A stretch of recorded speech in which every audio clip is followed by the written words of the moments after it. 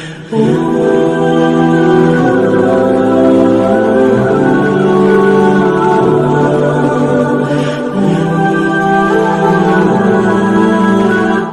آپ کو ایمان اور یقین حاصل ہو تو پھر دعا کریں اللہ اس پر استقامت عطا فرمائے، پھر اس پہ ڈٹ جائے۔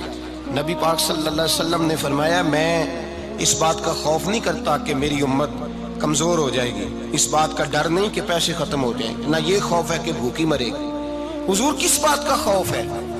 تو نبی پاک نے فرمایا خوف یہ ہے کہ ان کا یقین کمزور ہو جائے گا۔ یاد رکھیں اگر اعتبار نہ ہو تو گھر نہیں چلتا، تو اگر اللہ رسول پر یقین کامل نہ ہو تو پھر بندہ مسجد نہیں آ سکتا، پھر اس کا دین نہیں چلتا، پھر اس کے لیے مشکل ہے نماز، پھر اس کے لیے مشکل ہے راہ خدا میں خرچ کرنا۔ میرے نبی پاک نے فرمایا یوں نہ کہا کر کہ یا اللہ چاہے تو دے چاہے تو نہ دے، جب مالک سے مانگ تو کہا کر یا اللہ تجھی سے مانگنا ہے، میں لے کے اٹھوں گا، تو مجھے دے گا۔ فرمایا جتنا تیرا یقین کامل ہوگا اتنا ہی اللہ تجھے جھولی بھر کے عطا فرمائے گا۔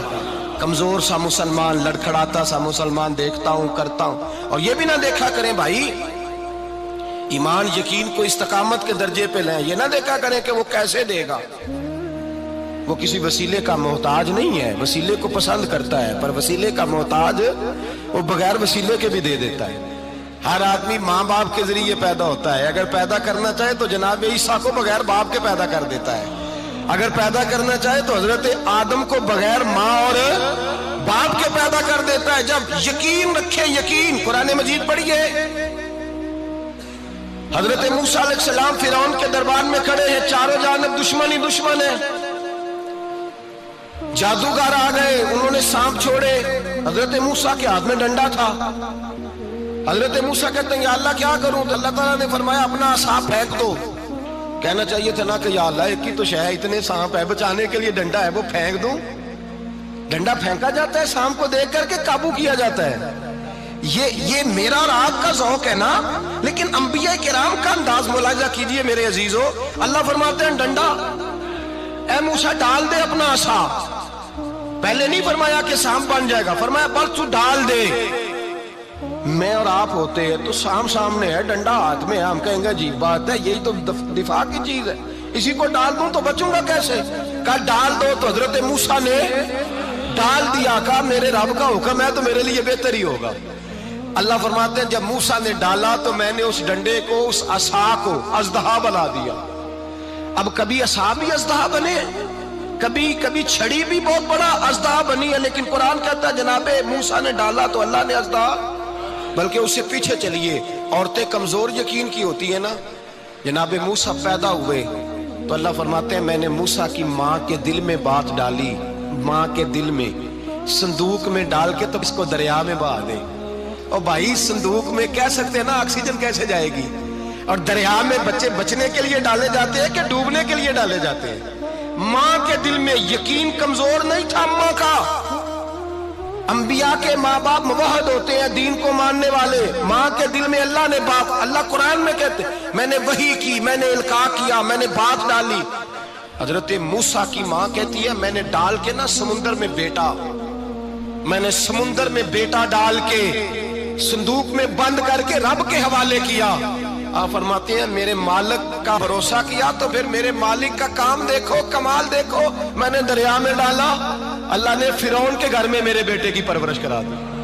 یہ یقین کہ حضرت موسیٰ کے پاس قوم آئی، قرآن پڑھیے، کہا جناب پانی چاہیے، وَإِذِ اسْتَسْقَىٰ مُوسَىٰ لِقَوْمِهِ، موسیٰ نے اپنی قوم کے لیے پانی مانگا، ہم نے کہا فَانْفَجَرَتْ مِنْهُ اثْنَتَا عَشَرَةَ عَيْنًا، اپنا ڈنڈا پتھر پہ مارو۔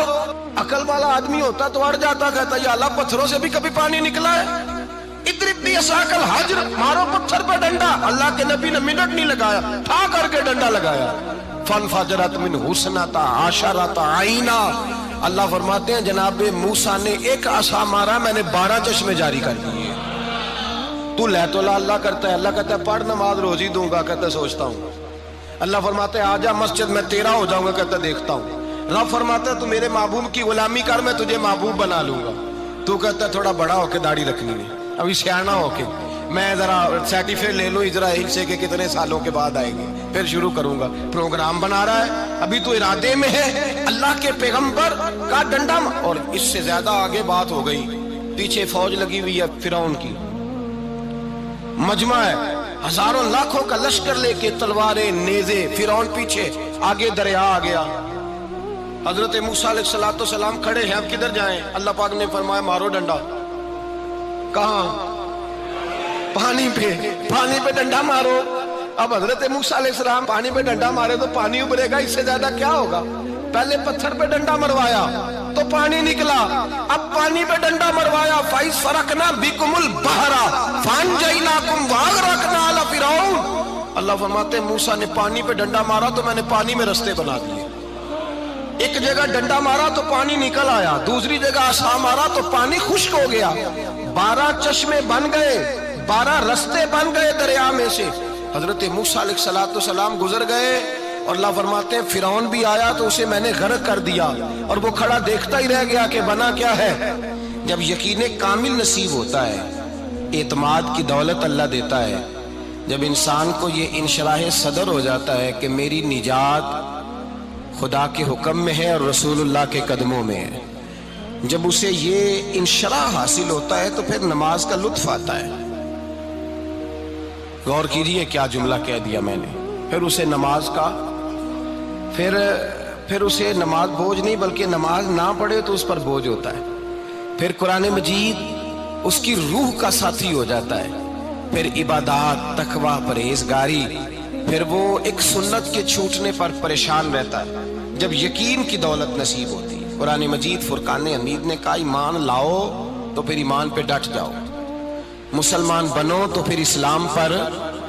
پھر یہ جو کمزوری ہے نا، یہ دیکھتے ہیں، کرتے ہیں، چلتے ہیں، ابھی کل، ابھی پرسوں، بہانے، ہیلے، ابھی میں نماز شروع کرتا ہوں، دیکھتا ہوں لا الہ الا اللہ محمد الرسول اللہ صلی اللہ علیہ۔ جب کسی نے کلمہ پڑھا تو اس پر پورا دین ضروری ہے، پورا۔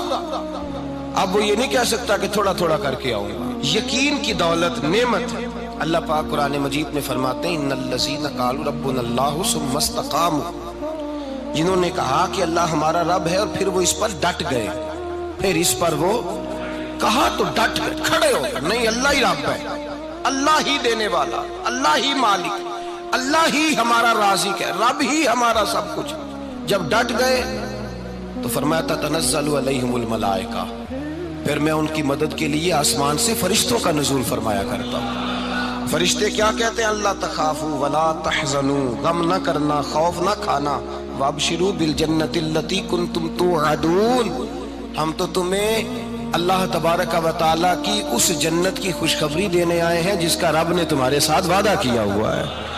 پھر فرشتوں کا نزول ہوتا ہے، لیکن شرط کیا ہے کہ ایمان لائے، اور پھر ایمان پر پھر یہ نہ سوچے کہ وہ کس طرح دے گا، وہ کیسے عطا کرے گا، وہ میری مدد کس طرح کرے گا، نظام کیسے چلے، ڈٹ جائے، کہے میرے اللہ کا حکم ہے تو میں نے حلال ہی کھانا ہے، میرے رب کا حکم ہے تو میں نے تھوڑے پہ گزارا کرنا ہے، میرے مالک کا حکم ہے تو میں نے اپنی جیب دیکھنی یا دوسرے کی نہیں دیکھنی، میرے رب کا حکم ہے تو میں نے اس کی اطاعت میں رہنا۔ جب ڈٹ جائے گا اللہ کے احکامات پر، جب ڈٹ جائے گا تو اللہ فرماتا ہے پھر میں تیری مدد کے لیے فرشتوں کا نزول کروں گا۔